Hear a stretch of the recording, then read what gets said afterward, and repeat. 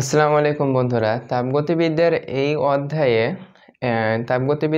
এই অধ্যায়ের এই লেকচারটাতে আমরা বোঝার চেষ্টা করব তাপ আর তাপমাত্রার ভিতরে সম্পর্কটা কি, অথবা এগুলোর ভিতরে পার্থক্যগুলো অ্যাকচুয়ালি কি কি থাকে। সো আমাদের এই চ্যাপ্টারের নাম হচ্ছে তাপগতিবিদ্যা। বাংলায় সুন্দর একটা নাম দিচ্ছে আমাদের তাপগতিবিদ্যা, ইংলিশে থার্মোডাইনামিক্স।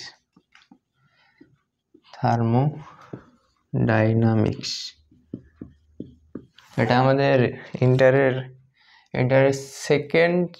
ফিজিক্স সেকেন্ড পেপারের ফার্স্ট অধ্যায়। তো এই অধ্যায়টাতে তাপ শক্তি নিয়ে যত সব কথাবার্তা, মানে তাপ শক্তি থেকে কিভাবে কাজ পাওয়া যায়, বা কাজকে কিভাবে আবার তাপ শক্তিতে রূপান্তরিত করা যায়, বা কোনো থেকে, যেমন ধরো ফিউয়েল পোড়ালে তাপ উৎপন্ন হয়, ওই তাপটাকে কিভাবে কাজে লাগিয়ে আমাদের যানবাহনগুলো চলাচল করে, বা একটা ইঞ্জিন কিভাবে কাজ করে, এগুলো নিয়েই থাকবে এই চ্যাপ্টারের আলোচনা। তো এই চ্যাপ্টার শুরুতে আমাদের আছে তাপ আর তাপমাত্রা। আমরা প্রায়ই শুনে আসি তাপমাত্রা আমাদের, হ্যাঁ, এখন বর্তমানে এই সময়টাতে 2024 সালের এই সময়টাতে বর্তমানে বাংলাদেশের তাপমাত্রা অনেক বেশি। তো আমরা শুনতে পাচ্ছি তাপমাত্রা অনেক বেশি, এই জিনিসটা কি মিন করে? তো বইয়ের ভাষায় তাপমাত্রার সংজ্ঞাটা এরকম যে তাপমাত্রা হচ্ছে একটা বস্তুর তাপীয় অবস্থা, যেটা নির্ধারণ করে যে ওই বস্তুটা থেকে অন্য বস্তুতে তাপ যাইবে নাকি আসবে। সো আমাদের তাপ আর তাপমাত্রা কখনোই একই জিনিস না। তাপমাত্রা হচ্ছে যে জিনিসটা তাপমাত্রা কোনো জিনিস না অ্যাকচুয়ালি, আবার তাপশক্তিও কোনো জিনিস না। তাপশক্তি একটা বস্তুর ভিতরে থাকতে পারে, সেটা সুপ্ত অবস্থায় থাকতে পারে, আবার হ্যাঁ, সুপ্ত অবস্থায় থাকে তাপশক্তি জিনিসটা। আর তাপমাত্রা জিনিসটা হচ্ছে যে একটা বস্তুর ভিতরে অনেকগুলো অণুপরমাণু থাকে। এই অণুপরমাণুগুলা কতটা কাঁপাকাঁপি করতেছে, যত বেশি কাঁপাকাঁপি করবে তত তাদের গতিশক্তি বেশি হবে, তার মানে তাপশক্তি বেশি হবে। আর তাপমাত্রা হচ্ছে এই তাপশক্তিটা কতটুকু জায়গার ভিতরে আছে, এটার উপরে ডিপেন্ড করে তাপমাত্রাটা। তো এই এমনি বোঝাটা একটু টাফ। সো একটু আমরা যদি চিত্রতে বোঝার চেষ্টা করি, তো আমরা এটাকে পানির সাথে রিলেট করতে পারি। আমরা প্রায়ই দেখি যে আমরা একটা বাসাতেও পরীক্ষা করে দেখতে পারি যে আমরা একটা ছোট্ট নল নিব পানির সাথে এটা তাপমাত্রার কনসেপ্টটা মিলে যায়, তাই পানি দিয়ে এটা বোঝানোটা বেশি ইজিয়ার হয়, তার জন্য আমি পানি দিয়ে বুঝিয়ে দিচ্ছি। তো সাপোজ আমরা একটা নল নিলাম, লম্বা নল, সেখানে আমরা পানি পূর্ণ করলাম সাপোজ এই পর্যন্ত। আর একটা বড়সড় একটা টাঙ্কি নিলাম, যে টাঙ্কিতে এই নলে যতটুকু পানি আটে তার চাইতে অনেক বেশি পানি আটবে, বাট টাঙ্কিটা এর চাইতে ছোট হবে, এর চাইতে উচ্চতায় কম হবে। তো সাপোজ এত বড় আমরা একটা টাঙ্কি নিলাম, এই টাঙ্কিটার সাথে এই টাঙ্কির ধরে নিই যদি যে এই বরাবর পানি আছে,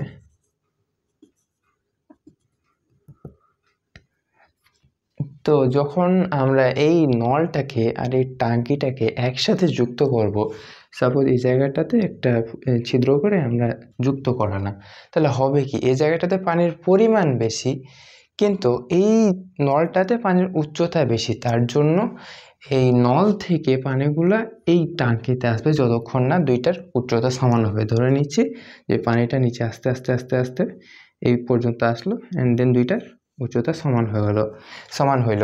তো যতক্ষণ না এই উচ্চতাটা সমান হবে ততক্ষণ পর্যন্ত নল থেকে টাঙ্কিতে পানি আসতে থাকবে। কেন?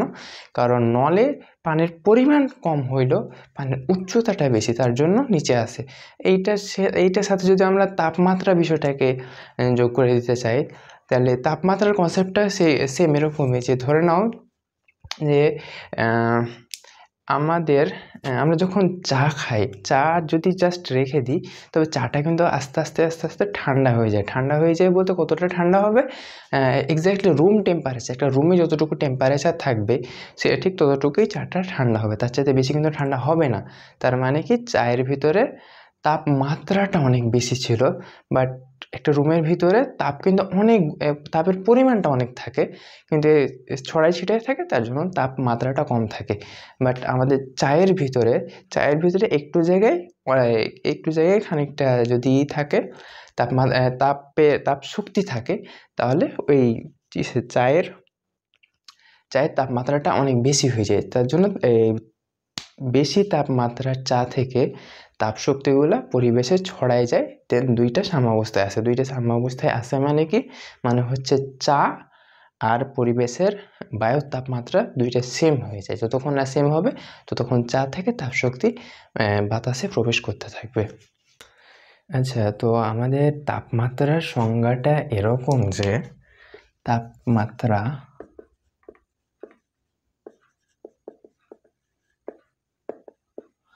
তাপমাত্রা হলো বস্তুর একটা তাপীয় অবস্থা, যা নির্ধারণ করবে যে ওই বস্তুটা হতে অন্য বস্তুতে তাপ যাবে নাকি তাপ আসবে। তো বইয়ের ভাষায় কথাটা এরকম যে তাপমাত্রা হলো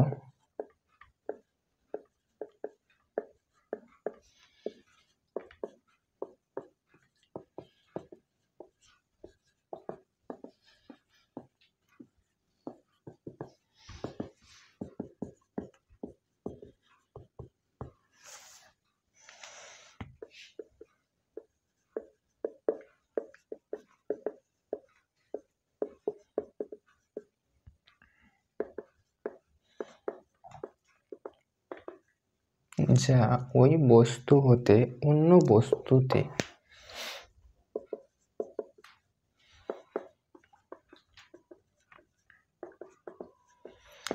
তাপের প্রবাহ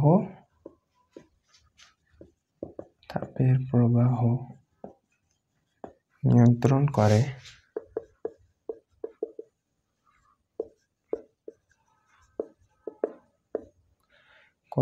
এবং তাপ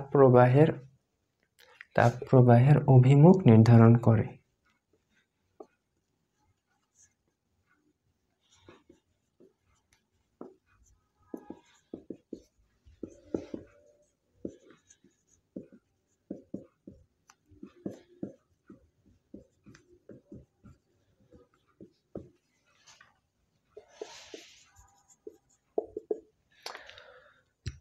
তো আমাদের সংজ্ঞাটা এরকম যে তাপমাত্রা হলো বস্তুর তাপীয় অবস্থা, যা ওই বস্তু হতে অন্য বস্তুতে তাপের প্রবাহ নিয়ন্ত্রণ করে এবং তাপ প্রবাহের অভিমুখ নির্ধারণ করে। কথাটা এরকম যে ধরো তো রুমের ভিতরে যে একটু আগে বললাম যে গরম চা, অথবা ধরো যে একটা গরম লোহার বল আছে, তো একটা রুমের ভিতরে জাস্ট লোহার বলটা রেখে দিলে কি হয়, লোহার বলটা থেকে তাপগুলা আশপাশের পরিবেশে ছড়াই যেতে লাগে। অথবা যদি অন্য কোনো বস্তুর সংস্পর্শেও রাখা হয়, তাহলে যে বস্তুটার তাপমাত্রা বেশি সেই বস্তুটা হতে যে বস্তুটার তাপমাত্রা কম সে বস্তুতে তাপগুলা আদান প্রদান হতে থাকে। ততক্ষণ পর্যন্ত আদান প্রদান হতে থাকে যতক্ষণ না দুইটা বস্তুর তাপমাত্রা সমান হয়। তো এই তাপীয় যে সমতার যে কনসেপ্টটা, যে কথাটা, এটাকে বলা হয় তাপগতিবিদ্যার শূন্যতম সূত্র। আমাদের এই যে থার্মোডাইনামিক্স চ্যাপ্টারে আমাদের জাস্ট 3টা সূত্র নিয়ে ডিল করবো নি। তার ভিতরে প্রথম সূত্র হচ্ছে শূন্যতম সূত্র, আর দ্বিতীয় সূত্র। আমাদের শূন্যতম সূত্রের কনসেপ্টটাই এরকম যে দুটা বস্তু যদি তৃতীয় কোনো বস্তুর সাথে পরস্পর সাম্যাবস্থায় থাকে, তবে প্রথমোক্ত বস্তুদ্বয়ও পরস্পরের সাথে সাম্যাবস্থায় থাকবে। এটা আমাদের কত সালে, 1801 সালে, 1856 না কত সালে যেন আর.এইচ ফাউলার নামে একজন বিজ্ঞানী আমাদের শূন্যতম সূত্রটা দিয়েছিলেন। সো এই শূন্যতম সূত্রটার উপর নির্ভর করে আমাদের যে এগুলো থাকে, থার্মোমিটারগুলো থাকে, ওগুলা তৈরি করা হয়। তো আসো আমরা দেখি শূন্যতম সূত্রটা কি। তো শূন্যতম সূত্রটা মানে যদি বইয়ের ভাষাতে বলি তাও খুব সুন্দরভাবে বোঝা যায়। শূন্যতম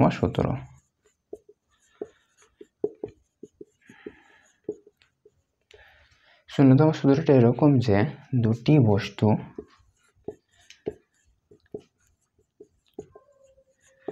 তৃতীয় কোনো বস্তুর সাথে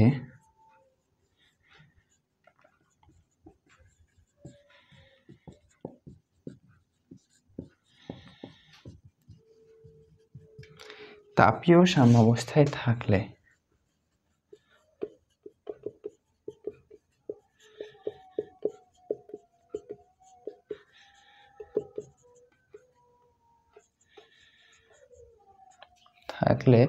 প্রথমোক্ত বস্তুদ্বয়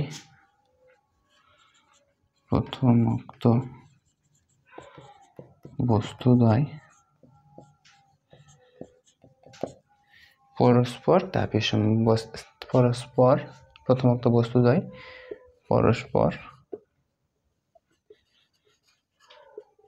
তাপীয় সাম্যাবস্থায় থাকবে।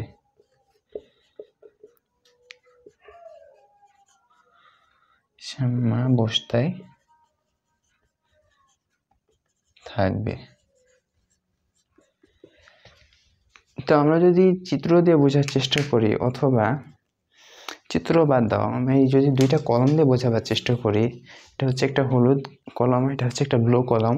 যদিও এটার ভিতর দিয়ে কালো কালি বের হয়, কারণ ভিতরে আমি কালো কালি ভরছি। তো যাই হোক, ওটা কথা না, কথা হচ্ছে যে ধরো এটা একটা ইয়েলো কলম অ্যান্ড এটা একটা ব্লু পেন। তো আমি ধরে নিচ্ছি যে এই যে নীল যে পেনটা আছে এটার তাপমাত্রা অনেক বেশি এই হলুদ পেনের তুলনায়। ধরে নিচ্ছি এটা 100 ডিগ্রি সেলসিয়াস তাপমাত্রা অ্যান্ড এটা হচ্ছে জাস্ট 0 ডিগ্রি সেলসিয়াস তাপমাত্রা। তা আমি যদি এই দুইটা বস্তুকে তৃতীয় কোনো বস্তু ধরে নিচ্ছি, তৃতীয় বস্তুটা আমি নিজে, তৃতীয় কোনো বস্তুর সাথে আমি যদি সংস্পর্শে রাখি, তাপীয় সংস্পর্শ বলতে কি একদম যে সংস্পর্শে থাকাই লাগবে সেটা না, এই দূরাদূরি তো থাকতে পারে, একটা থেকে তাপমাত্রা আর একটাতে বিকিরণ হতে পারে। যেভাবে আমাদের সূর্য থেকে পৃথিবীতে তাপ আসে সেভাবেও মানে সূর্যের সাথে আমাদের পৃথিবী তাপীয় সংস্পর্শে আছে, একদম ডিরেক্ট সংস্পর্শে নাই, কিন্তু তাপীয় সংস্পর্শে আছে। এই তাপীয় সংস্পর্শের জন্য সূর্য থেকে তাপগুলো পৃথিবীতে আসে আলোক শক্তি হিসাবে। তো আমি ধরে নিচ্ছি যে এই দুইটা বস্তু পরস্পর থেকে দূরে আছে, কোনো তাপীয় সংস্পর্শে নাই, কিন্তু দুইটা বস্তুই আমার সাথে, তৃতীয় বস্তু বলতে আমার সাথে তাপীয় সংস্পর্শে আছে। তাহলে হবে কি, এই বস্তুটার তাপমাত্রা অনেক বেশি ছিল, কত ছিল 100 ডিগ্রি সেলসিয়াস তাপমাত্রা। তো হবে কি, এই 100 ডিগ্রি সেলসিয়াস তাপমাত্রা থেকে তাপমাত্রাটা কমতে কমতে আমার শরীরের ভিতর দিয়ে কমতে এই বস্তুটাতে, এই 0 ডিগ্রি সেলসিয়াস তাপমাত্রার বস্তুটাতে আসবে। তো দুইটা ধরে নিচ্ছি এটা থেকে কমতে গেল 50 ডিগ্রি সেলসিয়াস তাপমাত্রা, অ্যান্ড এটাও তখন 0 ডিগ্রি থেকে বাড়তে হবে 50 ডিগ্রি সেলসিয়াস তাপমাত্রা। দেন এই বস্তুটার যখনই হবে 50 ডিগ্রি সেলসিয়াস তাপমাত্রা হবে, তৃতীয় বস্তু মানে আমারও এই তাপমাত্রা 50 ডিগ্রি সেলসিয়াস হবে, আর এই কলমটারও তাপমাত্রা সেম 50 ডিগ্রি সেলসিয়াস তাপমাত্রায় হবে। এটা মিন করবে যে হ্যাঁ, এই দুইটা বস্তু, তৃতীয় বস্তু আমার সাথে যখন সাম্যাবস্থায় থাকবে, তখন প্রথমোক্ত দুইটা বস্তুও পরস্পর সাম্যাবস্থায় থাকবে, তার মানে দুইটারই তাপমাত্রা সেম হবে। আমরা এই উদাহরণের ক্ষেত্রে বলতে পারি যে হ্যাঁ, দুইটারই তাপমাত্রা 50 ডিগ্রি সেলসিয়াস তাপমাত্রা হবে। তো এটাই আমাদের তাপগতিবিদ্যার 0তম সূত্র। তো এই সূত্রটার উপর ডিপেন্ড করে আমাদের যে চেনা পরিচিত থার্মোমিটারগুলো আছে ওগুলো বানানো হয়। তো থার্মোমিটার অনেক রকমের হতে পারে। সেটা হতে পারে রোদ থার্মোমিটার, প্লাটিনামের রোদ থার্মোমিটার।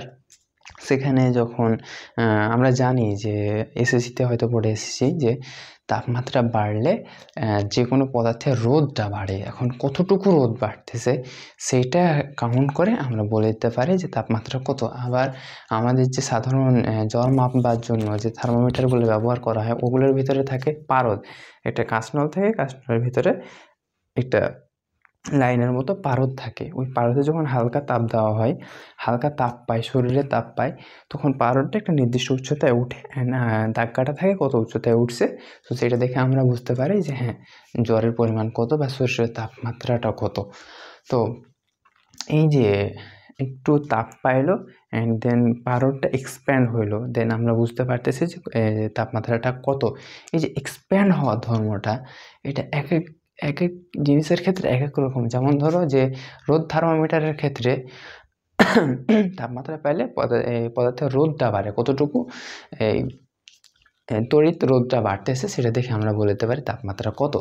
আর পারদের ক্ষেত্রে কতটুকু আয়তন বা কতটুকু উচ্চতা বাড়ছে এটা দেখে আমরা বলে দিতে পারি যে তাপমাত্রা কত। আবার পাইরোমিটারে দুইটা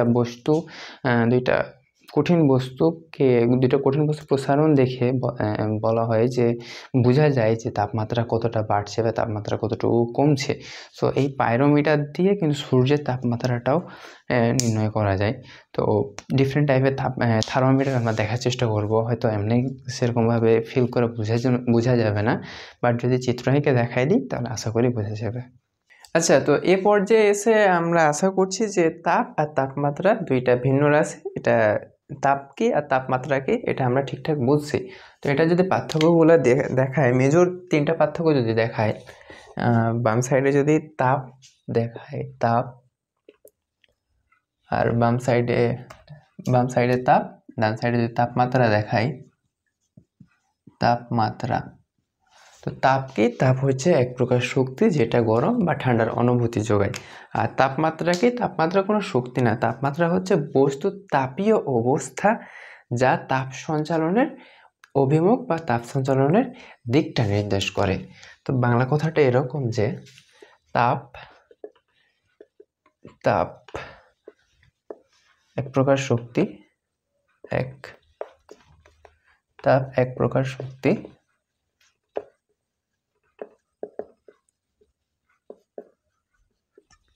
যা ঠান্ডা বা গরমের অনুভূতি যোগায়।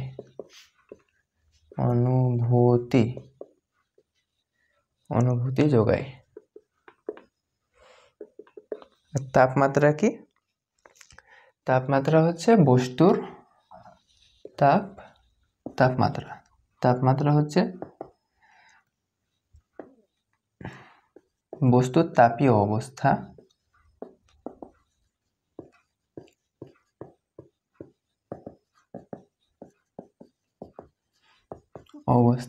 যা তাপ সঞ্চালনের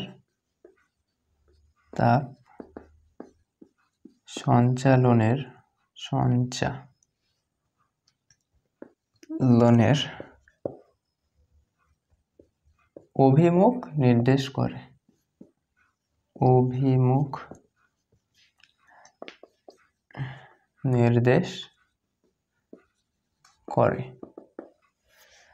তো এই গেল আমাদের প্রথম পার্থক্য। তো দ্বিতীয় পার্থক্যটা দেখা যায় এরকম যে 2 নাম্বার, তাপ হচ্ছে কারণ আর তাপমাত্রা হচ্ছে সেটার ফলাফল। কারণ ফলাফলটা বোঝবার জন্য এখন ধরো যে আমি তোমাকে একটা ঘুষি দিলাম, তাহলে কি হবে? তুমি ব্যথা পাবা। তো এই ঘুষি দেওয়াটা হচ্ছে কারণ আর তোমার ব্যথা পাওয়াটা হবে ফলাফল। তো সেম এইখানেও একটা বস্তুর ভিতরে যতটুকু তাপ থাকে সেটা হচ্ছে তাপ শক্তি, একটা তাপের পরিমাণ। আর ওই তাপের পরিমাণটার জন্য যে টেম্পারেচারটা হয়, অর্থাৎ যে তাপমাত্রাটা হয়, ওই অবস্থার যে তাপীয় অবস্থাটা হয় সেটাই হচ্ছে আমাদের তাপমাত্রা। তার জন্য বলা হয় যে তাপ হচ্ছে কারণ,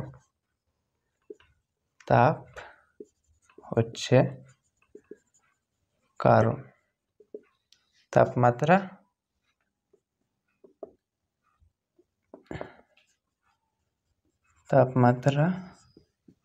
হচ্ছে ফলাফল।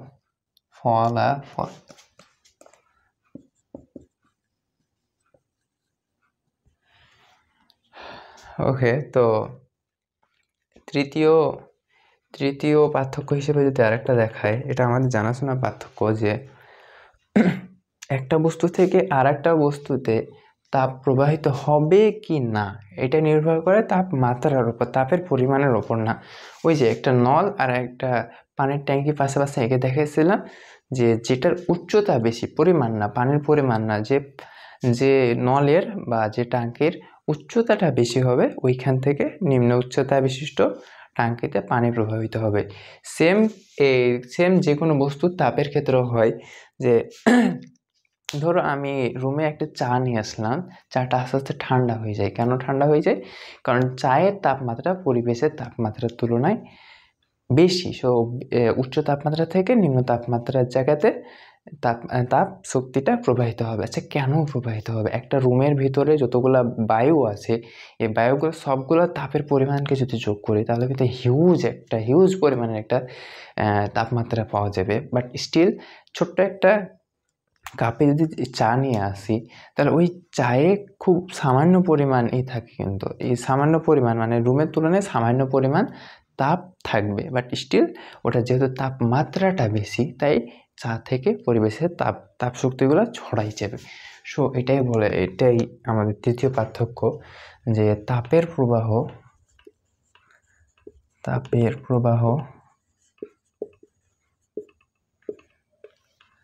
শক্তির প্রবাহ তাপের পরিমাণের উপর নির্ভর করে না। তাপের পরিমাণের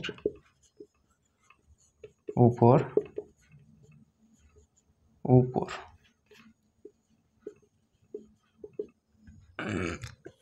নির্ভর করে না।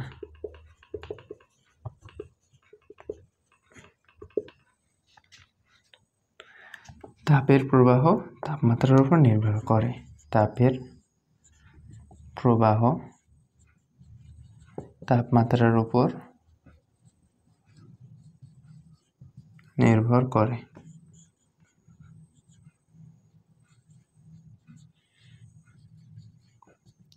তো এই তিনটা মেজর পার্থক্য দেখানো যায়। এই তিনটা ছাড়াও আরও বেসিক কিছু পার্থক্য আছে, যে যন্ত্রের সাহায্যে তাপ পরিমাপ করা হয় তাকে বলা হয় ক্যালোরিমিটার, আর যে যন্ত্রের সাহায্যে তাপমাত্রা পরিমাপ করা হয় সেটাকে বলা হয় থার্মোমিটার। আবার এই তাপের ক্ষেত্রে এসআই একক হয় জুল, আর তাপমাত্রার ক্ষেত্রে এসআই একক হয় কেলভিন। এরকম কিছু ছোটোখাটো পার্থক্য দেখা যায়, ওগুলা অ্যাকচুয়ালি মেজর কোনো পার্থক্য না। তো এই গেল আমাদের তাপ আর তাপমাত্রার পার্থক্য। তো আসো এখন আমরা দেখার চেষ্টা করবো তাপের কিছু প্রকারভেদ দেখার চেষ্টা করব। তাপের প্রকারভেদ অলরেডি আমরা এসএসসিতে কিছুটা দেখে আসছি, এখানে আর একটু বিস্তারিত দেখার চেষ্টা করবো। আমার কাছে খুব ইন্টারেস্টিং লাগতো এই তাপের প্রকারভেদের টপিকটা।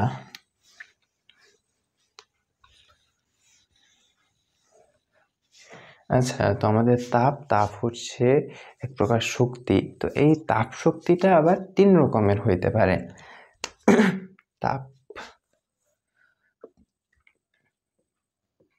এই তাপ আমাদের 3 রকমের হইতে পারে। একটা হচ্ছে অনুভূত তাপ, একটা হচ্ছে সুপ্ত তাপ, আর আরেকটা হচ্ছে বিকিরণ তাপ। অনুভূত তাপের English term sensible hit. SIBLE sensible তাপের ইংলিশ হিট, HEAT। সুপ্ত তাপ বা লীন তাপও বলা হয় এটাকে সুপ্ত তাপ। এটাকে ইংলিশে বলা হয় ল্যাটেন্ট হিট। এইচ দিয়ে প্রকাশ করা হয়, যেহেতু ল্যাটেন্ট হিট ফার্স্ট লেটার এল দিয়ে প্রকাশ করা হয়। আর বিকিরণ তাপ রেডিয়ান্ট হিট। তো অনুভূত তাপ অ্যাকচুয়ালি আমরা যেটা ফিল করতে পারি সেটাই হচ্ছে অনুভূত তাপ। অনুভূত তাপের সংজ্ঞাটা এরকম, যে তাপ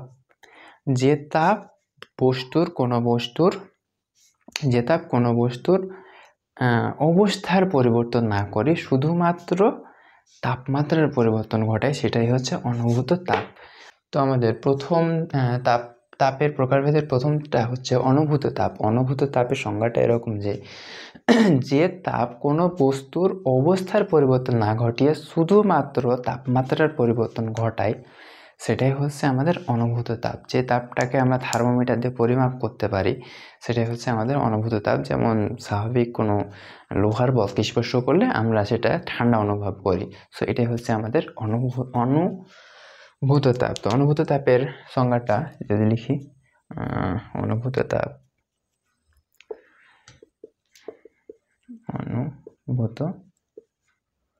তাপ,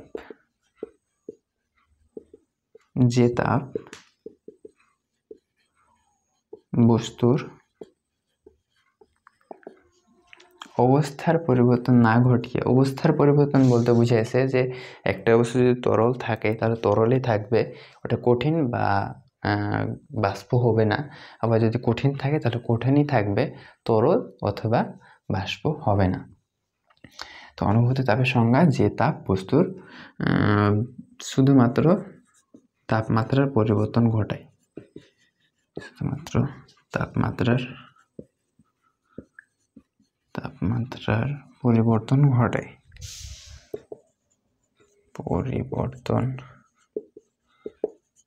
ঘটায়, তাকে অনুভূত তাপ বলে। অনুভূত তাপ বলে। এই অনুভূত তাপটা আমরা থার্মোমিটার দিয়ে পরিমাপ করতে পারি। সো আর একটা পয়েন্ট যদি লিখি এরকম, যে অনুভূত তাপকে আমরা থার্মোমিটার দিয়ে পরিমাপ করতে পারি। অনুভূত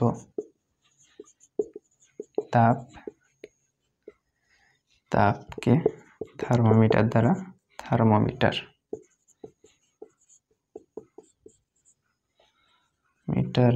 পরিমাপ করা যায়।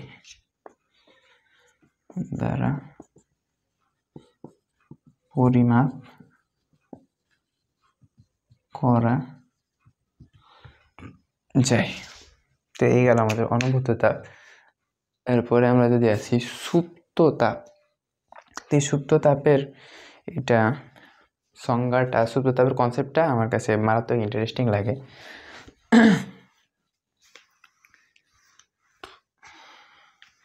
সো আমাদের কাছে কি আছে, সুপ্ত তাপ অথবা ল্যাটেন্ট হিট। ল্যাটেন্ট হিটের সংজ্ঞাটা এরকম, যে তাপ বস্তুর তাপমাত্রার পরিবর্তন ঘটাবে না কিন্তু অবস্থার পরিবর্তন ঠিকই ঘটাবে, সেটাই আমাদের এই সুপ্ত তাপ।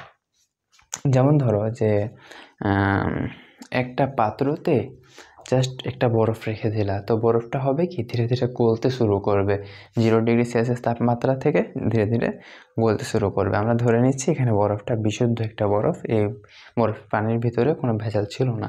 সো এই বিশুদ্ধ বরফটা ধীরে ধীরে গলতে শুরু করবে, আর যখন গলবে একটা বরফ খণ্ড যখন গলতে থাকবে তখন কিন্তু এটার তাপমাত্রা 0°C থাকবে। এটা 0°C নিচেও যাবে না, উপরে যাবে না, ততক্ষণ পর্যন্ত যাবে না যতক্ষণ না বস্তুটা কঠিন অবস্থা থেকে, অর্থাৎ বরফ অবস্থা থেকে পানি অবস্থায় বা তরল অবস্থায় না চলে আসবে, ততক্ষণ পর্যন্ত বস্তুটার তাপমাত্রাটা পরিবর্তিত হবে না।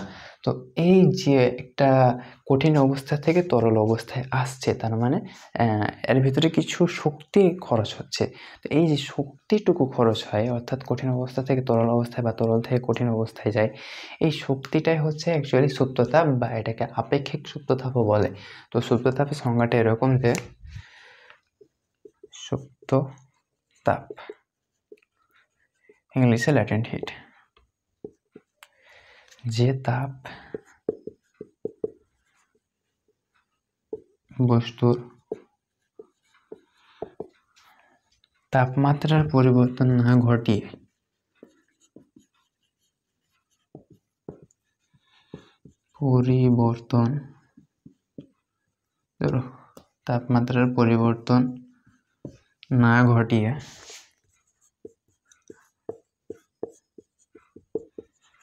শুধুমাত্র অবস্থার পরিবর্তন ঘটায়,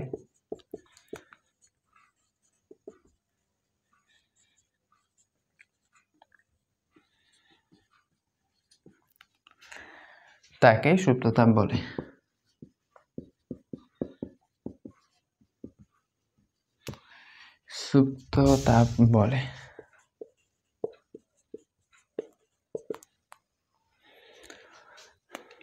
তাপমাত্রার পরিবর্তন না ঘটিয়ে শুধুমাত্র অবস্থার পরিবর্তন ঘটায় তাকে সুপ্ততাপ বলে। তো এই আমাদের সুপ্ততাপটা আবার 4 রকমের, ভয় পাওয়ার কিছু নাই, খুবই সহজ সহজ এই 4টা রকম। তো আমাদের এই সুপ্ততাপটা এখানে যদি দেখাই দিই একবারে,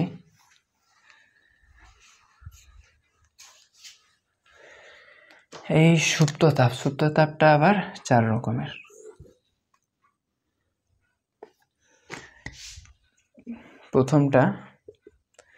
প্রথমটা আমাদের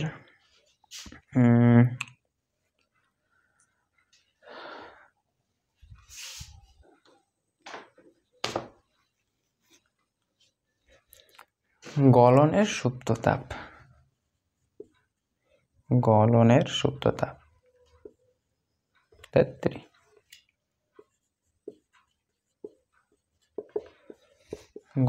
সুপ্ততাপ সেকেন্ডটা হচ্ছে কঠিনী ভবনের সুপ্ততাপ।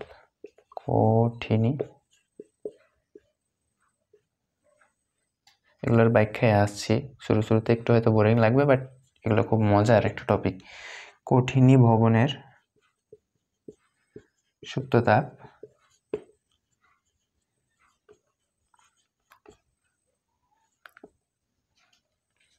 বাষ্পীভবনের সুপ্ততাপ,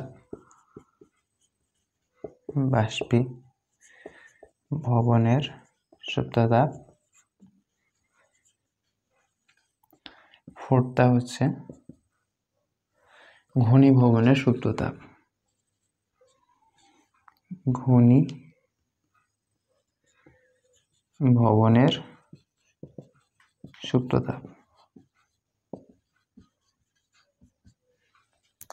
তো এই গলনের সুপ্ততাপটাকে প্রকাশ করা হয়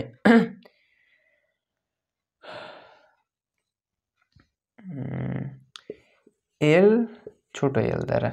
অর্থাৎ এল বলতে বোঝায় ল্যাটেন্ট হিট, ছোট এল দিয়ে বোঝায় গলনের, বা যেহেতু তরল হয় লিকুইড, সো ওটাকে ছোট এল দিয়ে প্রকাশ করা হয়। আর কঠিনী ভবনের সুপ্ততাপ, এটাকে এল সলিড, সো এইচ দিয়ে প্রকাশ করা হয়। বাষ্পীভবনের সুপ্ততাপ এল ভ্যাপার, সো এটাকে এল ভি দিয়ে প্রকাশ করা হয়। আর ঘনীভবনের সুপ্ততাপ, ঘনীভবনের ইংলিশ হচ্ছে কনডেনসেশন, সো এটাকে এল সি দ্বারা প্রকাশ করা হয়।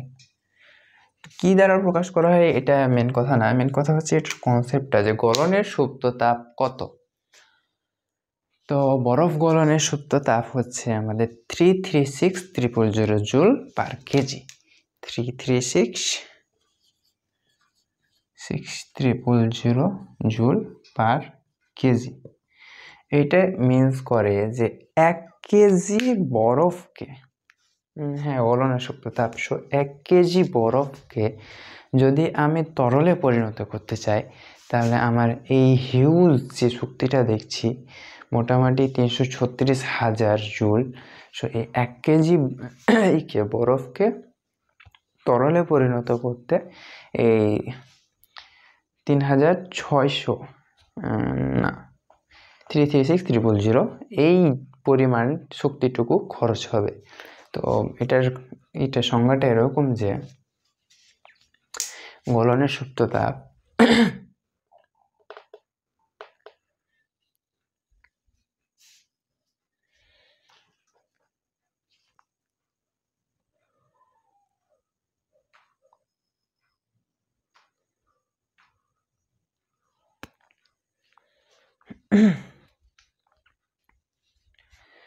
গলনাঙ্কে বস্তুর তাপমাত্রা স্থির রেখে কঠিন অবস্থা হতে তরল অবস্থায় আনতে প্রয়োজনীয় তাপটাই হচ্ছে গলনের সুপ্ততাপ।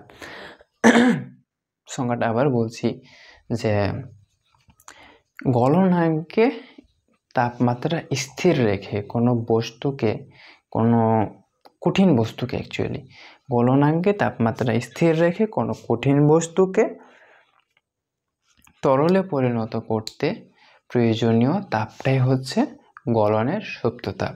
আর এটার উল্টাটা হচ্ছে কঠিনী ভবনের সুপ্ততাপ। তার মানে একটা তরল বস্তুটাকে কঠিন অবস্থায় পরিণত করতে যতটুকু তাপ প্রয়োজন হবে সেটাই হবে কি আমাদের কঠিনী ভবনের সুপ্ততাপ। তো সংজ্ঞাটা এরকম হবে যে এই হিমাঙ্কে তাপমাত্রা স্থির রেখে কোনো তরল বস্তুকে কঠিনে পরিণত করতে প্রয়োজনীয় তাপমাত্রাটাই হচ্ছে কঠিনী ভবনের সুপ্ততাপ। আচ্ছা গেল। আর বাষ্পীভবনের সুপ্ততাপ, বাষ্পীভবন বলতে কি, যে একটা তরল আছে, তরলটাকে হিট দিতে দিতে হিট দিতে দিতে সেটাকে বাষ্পে পরিণত করা হলো। তো এই যে তরল ছিল, তরলটাকে হিট দিয়ে দিয়ে বাষ্পে পরিণত করছি। এই তরল থেকে বাষ্পে পরিণত করতে প্রয়োজন হয় মোটামুটি 2268,000 জুল পার কেজি। এগুলো ম্যাথ করতে করতে এমনি আমার মাথায় থেকে গেছিলো, সেগুলো নিয়ে প্যারানোর দরকার নেই, এমনি এগুলো মাথায় থাকবে। ম্যাথ করতে যে 2-3 বার যদি মাস খাও তাহলে ইনশাল্লাহ 2টা মান মাথা থেকে যাবে। তো গলনের সুপ্ত তাপটা হচ্ছে 336,000 জুল পার কেজি। আর কঠিন ভবনের সুপ্ত তাপটাও সেম 336,000 জুল পার কেজি। কারণ হচ্ছে কি যে গলনের সুপ্ত তাপটার উল্টাইটাই কিন্তু হচ্ছে কঠিন ভবনের সুপ্ত তাপ। সো একটা কঠিন বস্তু থেকে তরলে পরিণত করতে যে পরিমাণ তাপ প্রয়োজন হয়, ঠিক সে পরিমাণ তাপই তরল থেকে কঠিনে পরিণত করতে প্রয়োজন হবে। তো কিন্তু যে একটা তরল অবস্থা থেকে সেটাকে বাষ্পে পরিণত করব, এটার জন্য আরও বেশি শক্তির প্রয়োজন হয়। তো এই যে বাষ্পীভবনের সুপ্ত তাপটা হচ্ছে 2268,000 জুল। তো ঘনীভবনের যে সুপ্ত তাপ, দ্যাট মিনস যে ঘনীভবন বলতে কি বোঝাচ্ছে, যে বাষ্প থেকে কোনো বস্তুকে যদি পানি ধরো, পানির ক্ষেত্রে বাষ্পটা H2O হিসেবে থাকে কিন্তু, বাট স্টিল ওটা দূরে দূরে থাকে, ওদের ভ্যান ডার ওয়ালস আকর্ষণ অনেক কম হয়, তার জন্য ওরা ভ্যাপার হিসেবে ভেসে বেড়ায়। তো ওটাকে যখন তরল থেকে ভ্যাপার করা হয়েছে তখন এই শক্তিটা খরচ হয়েছে। আবার যখন ভ্যাপার থেকে ওটা তরলে আসবে তখনও ওটার জন্য শক্তি প্রয়োজন হবে same 2268,000 joule per K. So ঘনীভবন আর বাষ্পীভবন একটা আর একটার উল্টা। আবার গলনের সুপ্ত তাপ আর কঠিন ভবনের সুপ্ত তাপ, এই দুইটা একটা আর একটার উল্টা। তো এগুলো নিচে নিচে যদি লিখে দিই, যে গলনের সুপ্ত তাপ, কঠিন ভবনের সুপ্ত তাপ। তো গলনের সুপ্ত তাপ আর কঠিন ভবনের সুপ্ত তাপ দুইটার ক্ষেত্রে 336,000 জুল পার কেজি। এই জুল পার কেজি থেকে বুঝে যায় যে হ্যাঁ, 1 কেজি ভরের কোনো বস্তুকে গলাতে হিমাঙ্কে তাপমাত্রাটাকে স্থির রেখে, যেহেতু সুপ্ত তাপ সেহেতু তাপমাত্রা স্থির থাকবে, শুধু অবস্থাটা পরিবর্তন হবে। তো গলনের সুপ্ত তাপটা হচ্ছে ওই হিমাঙ্কে তাপমাত্রা স্থির রেখে 1 কেজি ভরের বস্তুকে, এটা কিন্তু 336,000 এটা কিন্তু হচ্ছে পানির ক্ষেত্রে পানি ছাড়া অন্য জিনিসের জন্য কিন্তু এই গলনের সুপ্ত তাপ বা কঠিন ভবনের সুপ্ত তাপ এগুলো কিন্তু চেঞ্জ হবে। সো পানির ক্ষেত্রে 336,000 জুল পার কেজি দুইটার ক্ষেত্রে।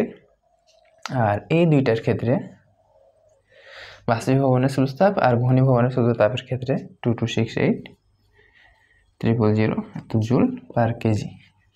দ্যাট মিন্স 1 কেজি ভরের বাষ্পকে ঘনীভূত করতে প্রয়োজন হবে 2268,000 জুল, অথবা 1 কেজি ভরের কোনো বস্তুকে না, এখানে পানি, 1 কেজি ভরের পানিকে 1 কেজি ভরের বাষ্পকে ঘনীভূত করে আবার তরলে পরিণত করতে এই 2268,000 জুল পরিমাণ শক্তি প্রয়োজন হবে। তো এই ছিল আমাদের তাপের প্রকারভেদ। আর যেটা বিকীর্ণ তাপ নিয়ে তেমন কিছু বলার নেই। বিকীর্ণ তাপ হচ্ছে যে দুইটা বস্তুর ভিতরে কোনো জড় মাধ্যম ছাড়াই, সংজ্ঞাটা অ্যাকচুয়ালি এরকমই যে দুটি বস্তুর ভিতরে যদি কোনো জড় মাধ্যম ছাড়াই একটা বস্তু থেকে আর অপর বস্তুতে তাপ প্রবাহিত হয়, তাপ যে পদ্ধতিতে প্রবাহিত হয় তাকে বিকীর্ণ তাপ বলে। বিকীর্ণ তাপের বইয়ের সংজ্ঞাটা এরকম যে বিকীর্ণ তাপ হচ্ছে বিকিরণ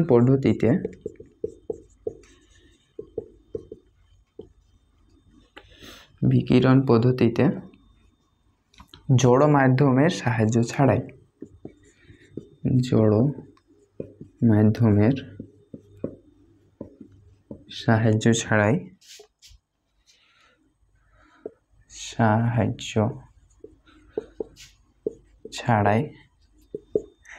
বিকিরণ পদ্ধতিতে জড় মাধ্যমের সাহায্য ছাড়াই যে তাপ উষ্ণতর বস্তু হতে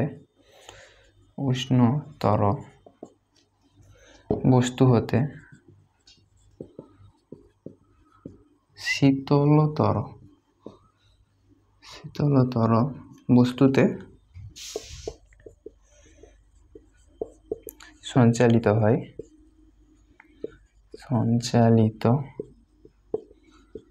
হয় তাকে বিকির্ণ তাপ বলে। বিকির্ণ তাপ বলে। তো এই ছিল আমাদের তাপের কিছু প্রকারভেদ, তাপের কিছু বেসিক সংজ্ঞা। সো আশা করি এগুলো ভালো লাগবে। এগুলো যদি যখন ডেপথে আরও ঢুকবো, যখন থার্মোমিটার কীভাবে কাজ করে এগুলো দেখবো নি, তখন আরও ভালো লাগবে। নেক্সট ভিডিওতে আমরা চেষ্টা করবো থার্মোমিটার কীভাবে কাজ করে, থার্মোমিটারের মেকানিজম এগুলো দেখার।